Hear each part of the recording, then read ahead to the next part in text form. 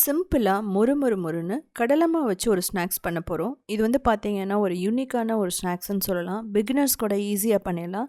இந்த தீபாவளிக்கு இது மாதிரி புதுசாக ட்ரை பண்ணி பாருங்கள். குழந்தைகளுக்கு கடிக்கவும் ஈஸியாக இருக்கும். எந்த ஒரு ப்ரிசர்வேட்டிவ்ஸும் இல்லாமல் கலரும் இல்லாமல் நான் பண்ண போகிறோம். 1 கப் கடலை மாவு எடுத்துக்கலாம்.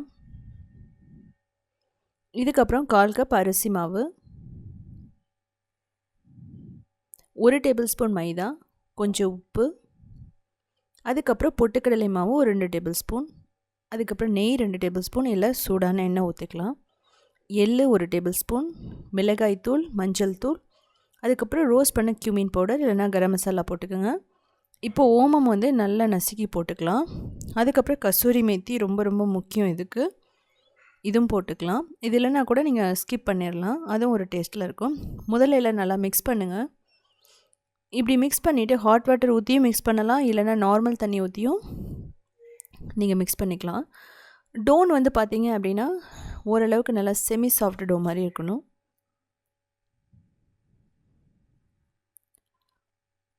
கொஞ்சம் தண்ணியை ஸ்ப்ரிங்கிள் பண்ணி தான் நீங்கள் பண்ணணும். உங்களுக்கு தேங்காய் பால் பிடிக்கும் அப்படின்னா தேங்காய் பால் கூட நீங்கள் ஸ்ப்ரிங்கிள் பண்ணி இது மாதிரி நம்ம மாவு ரெடி பண்ணிக்கலாம். ரொம்ப நீங்கள் கையில் ஒட்டுற மாதிரி ரொம்ப ஸ்டிக்கியாக வந்து நம்ம செய்யக்கூடாது. ஸோ இந்த மாதிரி டோ ரெடி ஆனோடனே ஒரு 20 நிமிஷம் விட்டும் பண்ணலாம், இல்லை இமீடியட்டாகவும் நீங்கள் ஷேப் பண்ண ஆரம்பிச்சிடலாம். இதுக்கு நீங்கள் சப்பாத்தி ஸ்டோனோ இல்லை ஒரு ட்ரே அது மாதிரியெல்லாம் எதுவுமே தேவையில்லை. சும்மா கையில் ஷேப் பண்ணிக்கிட்டு ஸ்கொயராக இல்லை ரெக்டாங்குலாக நல்லா தின்னாக பண்ணிக்கோங்க, ரொம்ப முக்கியம். இது வந்து திக்காக இருந்தீங்க அப்படின்னா ரொம்ப ஹார்ட் ஆகிடும். அதுக்கப்புறம் நம்மளால் ரொம்ப ஃப்ரை ஆகும்போது ரொம்ப நாளைக்கு வச்சுருக்க முடியாது. இது மாதிரி சிசரில் எந்த அளவுக்கு உங்களால் தின்னாக ஷேப் பண்ண முடியுமோ பண்ணிக்கோங்க. இப்படி பண்ணுறதுனால ஒரு 5 நிமிஷத்துக்குள்ளேயே நம்ம எல்லாத்தையும் ஷேப் பண்ணி முடிச்சிடலாம். இதே வந்து பார்த்திங்கன்னா இதே ஷேப்பை கையில் கொண்டு வரதுங்கிறது ரொம்ப கஷ்டம். ஸோ நம்ம அதனால தான் இப்படி பண்ணுறோம். இது வந்து நான் ஸ்பைஸியாக வந்து பண்ணியிருக்கேன். நீங்கள் வந்து ஸ்வீட்லேயும் பண்ணலாம், வெல்லம் போட்டு பண்ணலாம், சுகர் போட்டு பண்ணலாம். இப்போது நல்ல சூடான எண்ணெயில் இதை போட்டுட்டு லோ மீடியம் ஃப்ளேமில் வச்சுட்டு நம்ம ஃப்ரை பண்ணணும். அப்போ தான் நல்லா மொறுன்னு வரும். கிட்டத்தட்ட 6 to 8 மினிட்ஸ் ஆகும் இது ஃப்ரை ஆக. ஸோ டைரெக்டாக இதில் ஆயிலே கூட நீங்கள் வந்து சிசரில் வந்து கட் பண்ணும்போது டைரெக்ட் ஆயிலில் கூட பண்ணலாம். பட் அப்படி பண்ணும்போது ஆயில் வந்து மேலே தெறிக்க ஆரம்பிக்கும். அதனால் முதல்ல எல்லாத்தையும் ரெடி பண்ணி வச்சிட்டிங்க அப்படின்னா எல்லாம் ஈவனாக வெந்துடும். உங்களுக்கு ஃப்ரை பண்ணுறது பிடிக்கலன்னா ஏர் ஃப்ரையர் பண்ணலாம், பேக் பண்ணலாம். பட் பேக்கெல்லாம் பண்ணும்போது பேக்கிங் சோடாவும் பேக்கிங் பவுடரும் நீங்கள் போடணும்.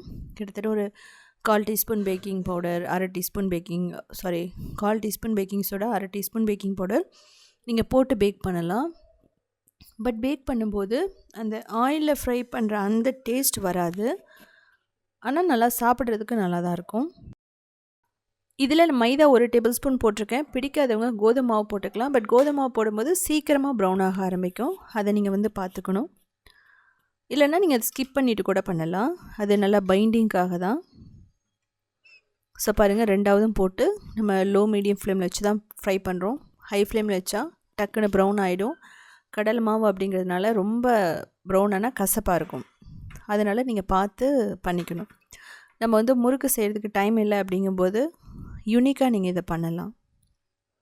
ஒரு 10 மினிட்ஸில் எல்லாமே ரெடி பண்ணிடலாம். ஸோ 1/4 கிலோ 1/2 கிலோக்கு ஆகிறது மாதிரி நம்ம ஸ்நாக்ஸை ரெடி பண்ணிடலாம். ரொம்ப ஒர்க் இருக்கும்போது நம்ம முறுக்கு செய்ய முடியாது, தட்டையெல்லாம் செய்ய முடியாது. அதனால் இது பொங்கல், சங்கராந்தி, உகாதி எல்லாத்துக்குமே பண்ணலாம்.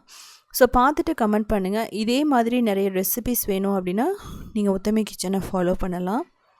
எல்லாமே சிம்பிளான ரெசிபீஸாக இருக்கும், உங்களுக்கு புரிகிற மாதிரியும் இருக்கும். சவுத் இண்டியன் ஃபுட் ஸ்டார்ட்ங்கிற வெப்சைட்டை ரன் பண்ணிகிட்ருக்கோம். 14 இயர்ஸ் தான். அதுலேயும் நாங்கள் 8000 ரெசிபீஸ் போட்டிருக்கோம். ஸோ பார்த்துட்டு கமெண்ட் பண்ணுங்கள்.